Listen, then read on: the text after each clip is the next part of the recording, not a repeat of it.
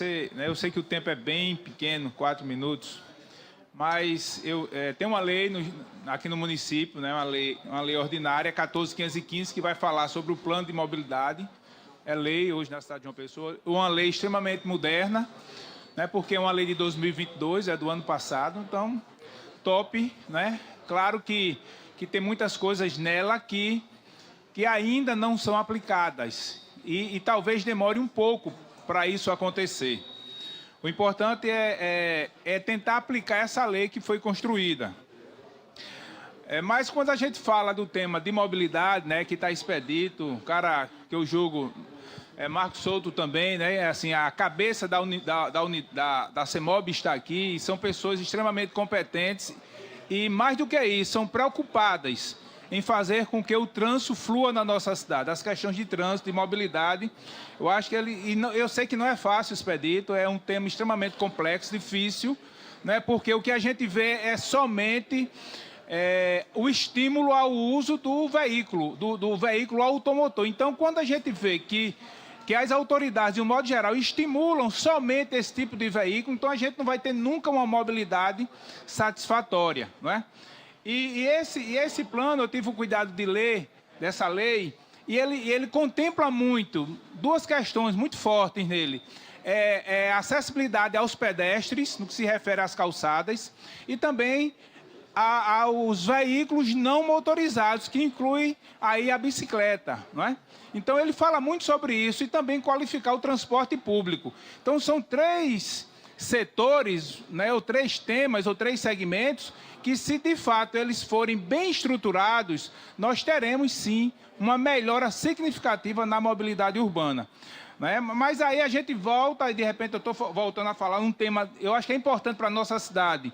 Nos principais corredores, a questão da onda verde, né? A gente implantar, onde você vê a Vasco da Gama, ela tem a onda verde. Então, praticamente, a gente não tem congestionamento na... Aí está as pessoas. E agora isso tem que ser também trabalhado a questão da mídia, informar os moradores de João Pessoa, utilizar a propaganda na televisão para que eles saibam como utilizar essa onda verde, estipular uma velocidade mínima que ele vai fazer habitar as pessoas todas se ele for, por exemplo, a 50 km ou a 60 km por hora, ele sai da Praça da Independência e chega lá no Busto sem nenhum problema. Onda verde, eu acho que é extremamente importante isso. Foi falado também a questão do adensamento. Eu acho que é importante essa questão do adensamento e transformar em mini-cidades. Aí a gente vai sair do tema, presidente, mas a gente vai pensar aqui no centro histórico, né? Como ficaria o centro histórico. Mas é uma outra problemática que também deve ser trabalhada. Então, mini-cidades importante. A questão da qualificação do transporte público, sim, porque quando você qualifica, você faz com que as pessoas se estimulem a usar o transporte público, deixe o veículo em casa, claro, ele precisa ter qualidade. Outro ponto, o incentivo ao uso das bicicletas.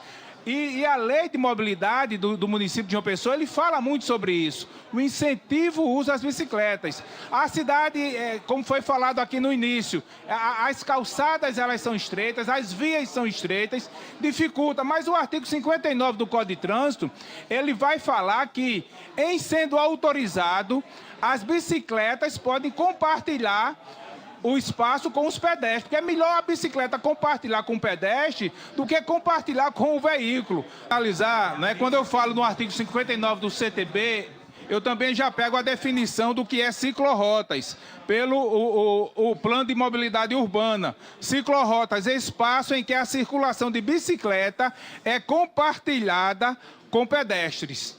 Então, ou seja, é pegar esse conceito, é pegar o artigo 59 e também possibilitar naqueles lugares onde não tem condições de fazer ciclovias ou ciclofaixa, fazer com que a bicicleta compartilhe com o pedestre, claro, em condições favoráveis. Obrigado, presidente.